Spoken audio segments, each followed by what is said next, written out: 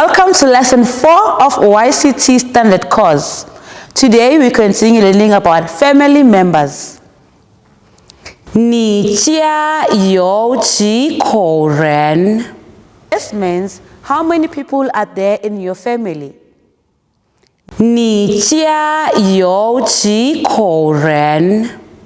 你家有几口人?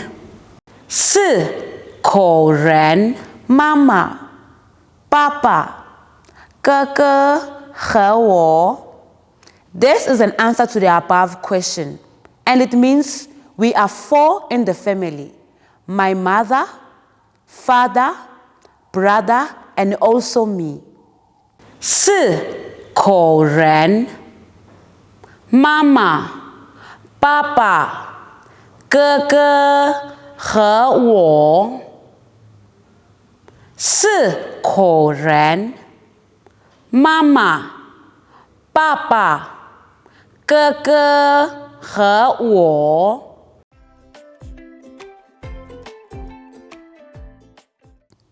妈妈 means mother.